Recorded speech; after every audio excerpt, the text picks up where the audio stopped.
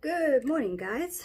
Welcome to another episode of Chaos, Intrigue, Drama.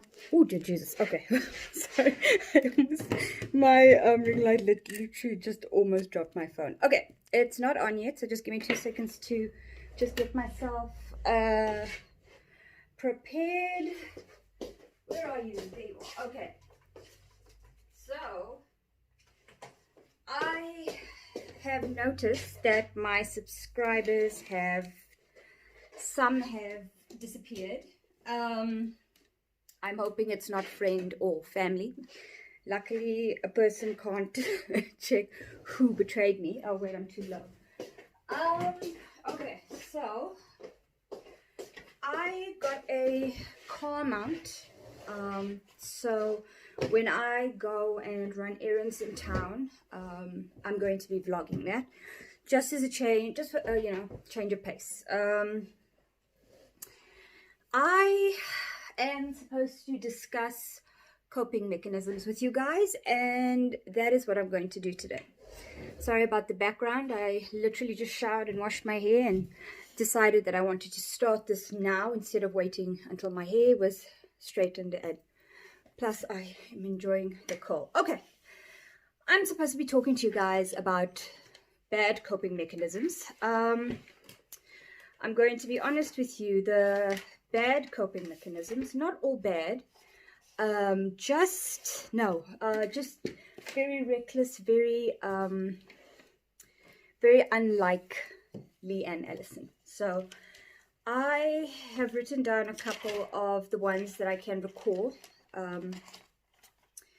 So I've got a little bit of my script so I don't go off on a tangent.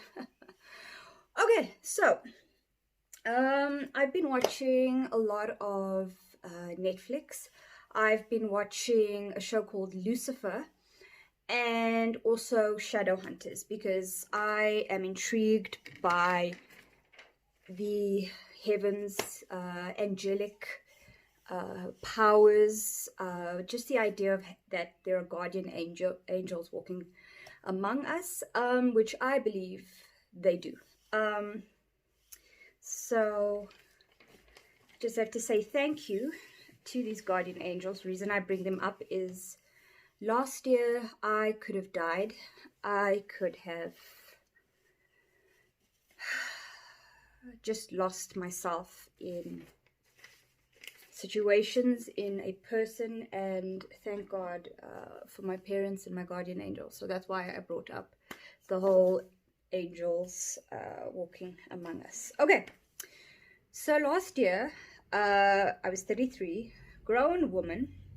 I got involved with a very different crowd than what I have here, which is why I moved back. I had a little bit of, well, no, I actually had full on, how can I explain? I actually had full on freedom, and with that freedom came responsibility, and sometimes I wasn't always responsible. I was hanging out with a guy who was not a good match for me. I am someone that needs someone who is stable, who has a stable mind, who has friends that are not involved in drugs,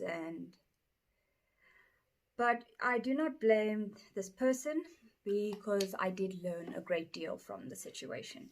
And thank God I'm back in bloom. So Leanne Ellison is back and better than ever. Okay, the second one is I abused alcohol. My alcohol of choice is always a lovely dry red. Merlot. I gravitate more to because you sip it slowly, because it tastes quite vile. And but I wasn't coping with the death of Charlie. I wasn't getting along with my ex-boss, and I would often 9 out of 10 times come home in Pretoria and be furious, and the wine would calm me down. And the one thing that you should know, people who have my mental illness or any mental illness, we are on incredibly strong mood stabilizers. I am on Dopacol 200 milligrams and I'm on Epitech 300 milligrams. You are very welcome to Google what those do. They're mood stabilizers, but they're also anti-epileptic medications, because I did an EEG and it showed that my brain was having seizures. So that's why it's not as dramatic as it sounds, because I didn't feel them, but my brain, obviously, I think it would happen when I was in a exam test situation, and then because I would go into an exam and believe I did really well. This was when I was studying zoology in 2017. And I did well in some subjects. I got 75% at the end of the year for chemistry practicals, because it's literally just like pouring acids and alkaline things. What's the opposite of an acid? Wow. Acid, I want to say acid and base, but that doesn't sound right. And I sat between two really, really great friends, Tapelo and Hamza. Shout out to them. They were incredibly helpful when I didn't understand what I was supposed to do. So I got a 75% for Chem Practical. For Chem Theory, I got 43. That doesn't make any sense. So my brain goes into panic mode when I'm in an exam situation, and that's why I'm on.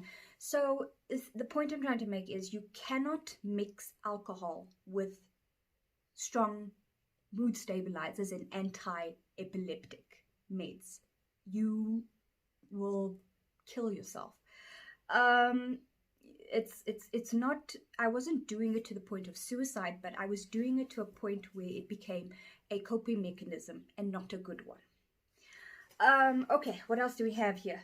I changed my personality to fit into a mold because I wanted to be considered cool. I'm 34, I don't care if I'm cool. You either like me or you don't, and sometimes I'm lucky enough to be liked simply for who I am. I lied and manipulated and hurt my friends and my parents especially.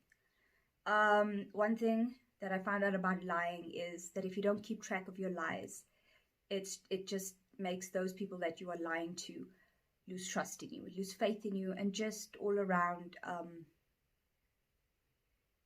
change the way that they see you. And it took me 4 months to realize that the situation that I was in had to change drastically, or else I would lose my parents, my friends, and possibly my life. I did make many bad choices. I'm not going to share them because I'm not particularly proud of them.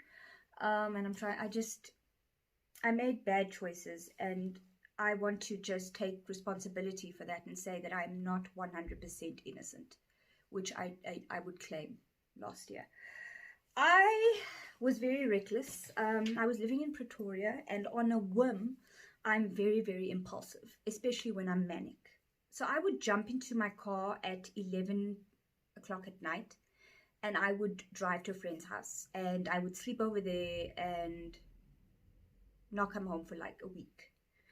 And I had an epiphany last year. I can't remember when it was. It was possibly in June. I was just at this friend's house, and this person was at work, and I had to do I had to do an errand. Okay, let me tell you what the errand is. I had to wax my eyebrows and my face because I come from a family of hairy women. And after that, I had time to kill because I had a second appointment, and I decided to go home. My mom was there. Elizabeth, the lady that would clean the apartment for us, was also there, who I miss her so much. Such a kind soul. Actually told me I wasn't eating. I had a mild case of anorexia where food literally just would go in, and then I wouldn't like stick my finger down the throat, but my stomach would just not accept it. What's the word? Would reject it.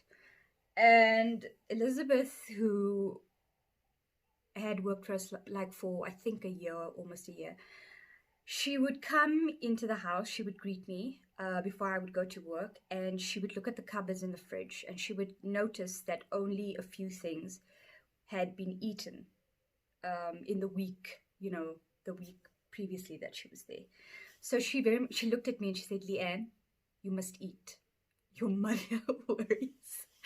And she looked at the books that I was reading. I tend to read very dark books. I don't read dark books because I'm involved in some sort of cult.